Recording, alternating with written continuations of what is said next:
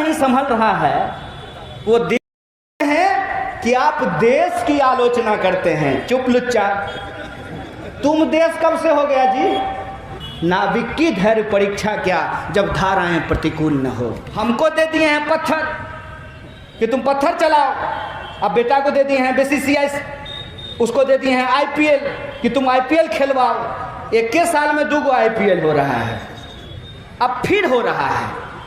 IPL time पर होगा, SSC का एग्जाम टाइम पर नहीं होगा, रेलवे का बहाली टाइम पर नहीं होगा। और रेल तो अद्भुत है।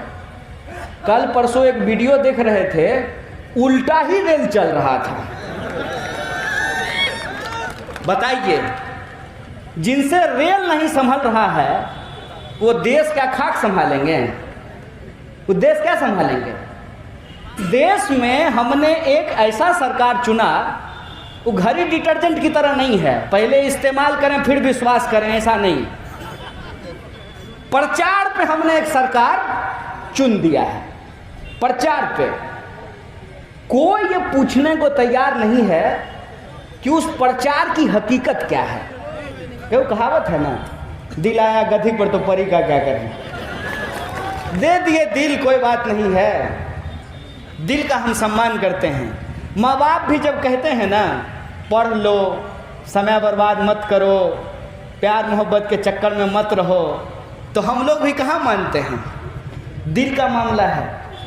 लेकिन आपके पास सिर्फ एक दिल ही नहीं होता है, एक दिमाग भी होता है। दिल आप दे दिए हैं, कोई बात नहीं है, दिमाग से हर बार आप इस बात को सोचिएगा कि हम कहाँ जा रहे हैं, देश किस ओर जा रहा है।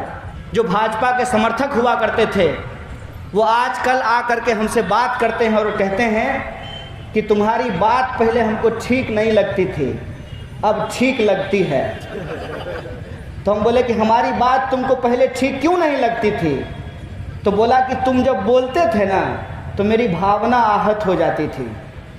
हम बोले हम समझते हैं दोस्त, दिल है तुम्हारा, पर तुमने दे दिया है इसको एक झूठे को। वो झूठा वादा करके तुम्हारे दिल को चुरा लिया है, तुमने दिल उसको दे दिया है। कोई बात नहीं है, तुम्हारे प्यार का हम सम्मान करते हैं। अभी तो आपके मन में ये विचार आना चाहिए ना कि भाई हमको सरकारी नौकरी नहीं मिल रही है, सरकारी नौकरी अगर मिल भी जाए तो हमको पेंशन नहीं मिलेगा। और जिस एमएलए को आप वोट देते हैं ना, अगर वो एक बार एमएलए बन गया है तो उनको जीवन भर पेंशन मिलेगा। भाई ऐसा कैसे हो सकता है? क्या सिपाही जी, कि माने विधायक को पेंशन मिलेगा, आपको पेंशन नहीं मिलेगा, लेकिन मंत्री जी को पेंशन मिलेगा। ये बेईमानी है कि नहीं है? है ना? अरे बोलिए न, डरते क्या हैं? वेतन थोड़ी बंद कर देगा सरकार, ये बेईमानी है ना हो। तो बेईमान को बेईमान कहना गलत बात है, बेईमान को बेईमान कहना पड़ेगा ना। अब बेईमान को बेईमान कहते हैं तो कहते हैं कि आप देश की आलोचना करते हैं। चुप लुच्चा, तुम देश कब से हो गया जी? देश हम हैं। देश में रहने वाले जो 135 करोड़ लोग हैं उनसे देश बनता है, और उनके हक और अधिकार की बात करना ही देश की बात होती है। मन की बात, अपने मन की बात, हमारे काम की बात कब होगी? 21वीं सदी में हम लोग रहते हैं। 21वीं सदी को कहते हैं कि ये तकनीकी युग है, ये सूचना क्रांति का युग है।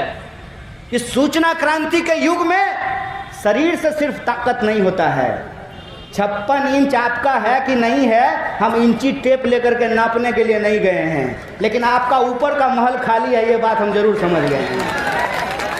किसी भी समाज को बदलने के लिए शिक्षा की जरूरत होती है, और आपने शिक्षा की हालत क्या की है?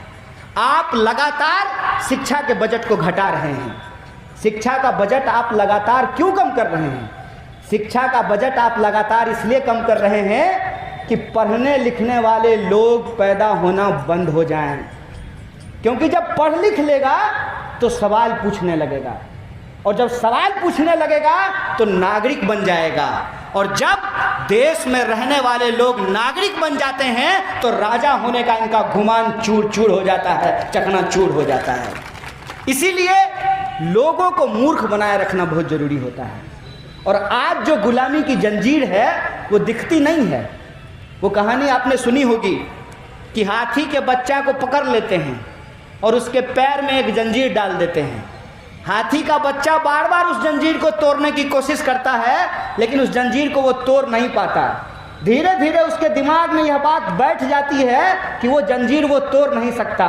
एक दिन हाथी का बच्चा बड़ा हो जाता है, हाथी हो जाता है, जंजीर छोटा हो जाता है, फिर भी उसके पांव उस जंजीर में जकड़े रहते हैं, क्योंकि बचपन में उसके दिमाग में यह बात बैठ गई है कि वो जंजीर नहीं तोड़ सकता है। हम हाथी का बच्चा हैं, हम मनुष्य का बच्चा हैं, हम मनुष्य का बच्चा हैं, हम सोच सकते हैं। ये लड़ाई गंभीर है।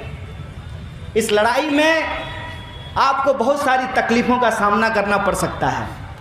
हो सकता है कि जब आप ताकतवर लोगों के सामने सवाल खड़ा करेंगे तो आपको विभिन्न तरह की कठिनाइयों का सामना करना पड़ सकता है। लेकिन एक बात आप लोगों ने भी सुनी होगी, वह पथ क्या पथिक कुशलता क्या, जिस पथ में बिखरे सूल न हो, नाविक की धैर्य परीक्षा क्या, जब धाराएं प्रतिकूल न हो। इस प्रतिकूल परिस्थिति में हमको सच के साथ खड़ा होना पड़ेगा। हमारे हक और अधिकार को जो छीनने वाली सत्ता है, जो शक्ति है, उसको हरा सकते हैं और भगत सिंह के सपनों का भारत का निर्माण कर सकते हैं। ये हमारा मनुष्य होने का ताकत होता है।